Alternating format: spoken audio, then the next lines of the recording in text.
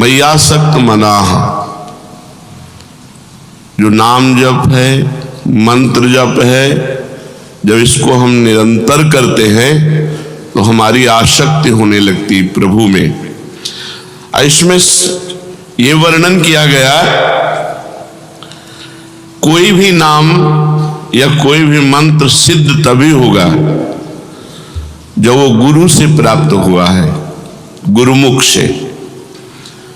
मंत्रानुष्ठान या नामानुष्ठान सबसे पहला गुरु उपदेश के द्वारा होता है। सद्गुरु मिले बिना और उनके श्रीमुख से निकले बिना जो हम नाम जप करते हैं, ना प्रसीदति वै विद्या बिना सद उपदेशतः,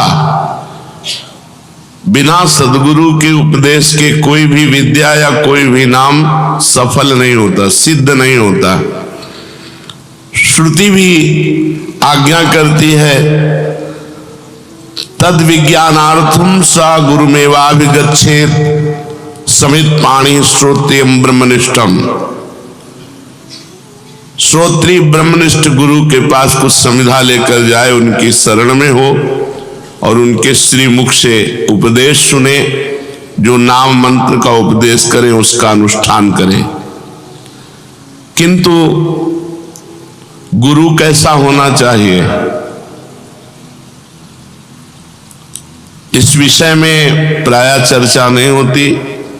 प्रायः गुरु महिमा की बात कह के शिष्य के ही लक्षण वर्णन किए जाते हैं, शिष्य ऐसा होना चाहिए, पर नहीं, यहां वर्णन करते हैं कि गुरु कैसा होना चाहिए। बोले सिद्धम सत संप्रदाय स्थिरधिय मनघम श्रोत्रियम ब्रह्मनिष्ठम सत्वस्थम सत्यवाचम समय नियतया साधुवृत्तया समेतम दंभासूयादि मुक्तम जित विषय गणम दीर्घबंधुम दयालुम स्खालिते शासितारम समरहित परम देशिकम भूष्णुरीप से।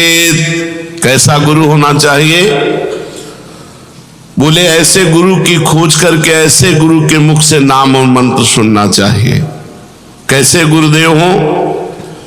जो सिद्धम सत संप्रदाय, किसी सिद्ध संप्रदाय से दीक्षित हो गुरुदेव, सिद्ध परंपरा में हो, आचार्य परंपरा में हो।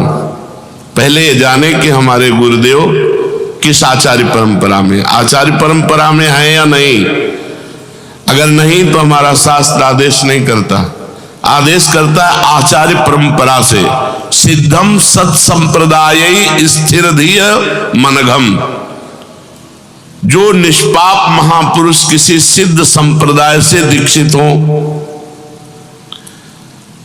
और जिनकी बुद्धि संप्रदाय की उपासना में स्थिर हो, केवल दीक्षित से ही नहीं, और वो साधन करते हुए निष्पाप हो चुके हों और श्रोत्री ब्रह्मनिष्ठ हो, जो शास्त्रों का ज्ञान रखते हो, शब्द ब्रह्म का और परमात्मा तत्व का जिनको बोध हो, हर समय सत्य में स्थित हो, सत्य वक्ता हो और समयानुकूल साधु वृत्ति से संपन्न हो, दंभ और असूयादि दोषों से रहित हो, जितेंद्रिय हो, परम सुहृद हो, परम दयालु हो और शिष्य का पतन होते देखकर उस पर टूट पड़े, उस पर शासन करके कठोर शासन के द्वारा उसको फिर सत्मार्ग में तत्पर करे, ऐसे सदगुरु का पहले वर्णन करे।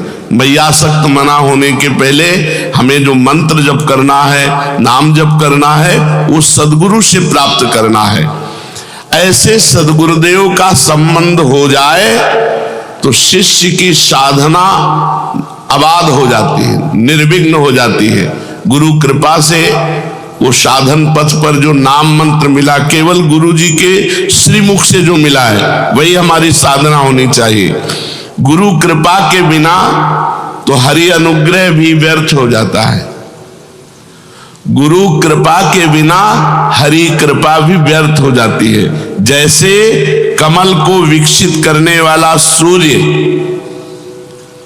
अगर जल से अलग कर दिया जाए तो वही सूर्य उस कमल को सुखा करके व्यर्थ कर देगा।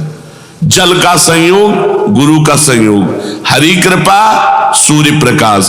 जैसे सूर्य प्रकाश होने पर कमल खिल जाता है, कौन?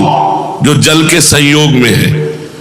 ऐसे ही हरि कृपा जो गुरु के संयोग में है वो प्रतिपल उसको खिला देती, सिद्ध बना देती है। और अगर वही अभिमान करके गुरु से अलग हो जाए तो जैसे वही सूर्य कमल को खिलाता है लेकिन जल संबंध ना होने पर कमल को सुखा देता है, ऐसे हरि कृपा उसको सुखा डालेगी। विघ्न पर विघ्न उसके जीवन में आ जाएंगे। नारायणोपि विकृतिम याति गुरोः प्रच्युतस्य दुर्बुद्धेः कमलम जलाद पेतम शोषयति रविर्न पोषयति। वो दुर्बुद्धि है जो अपने गुरु का अवहेलना करके, अवज्ञा करके मनमानी साधन करता है, उसको ऐसे नारायण जला डालेंगे जैसे सूर्य जल से संबंध रहित कमल को जला डालते हैं। वही कमल को खिलाता है लेकिन जल संबंध होना चाहिए। अगर जल संबंध नहीं तो वही सूर्य ताप कमल को शुष्क कर देता है। ऐसे ही गुरु संबंध यदि आपने अवहेलना कर दी तो चाहे जितना साधन करो, हरि का ताप तुम्हें जला डालेगा। तुम्हारे कोई भी साधन सिद्ध नहीं होंगे।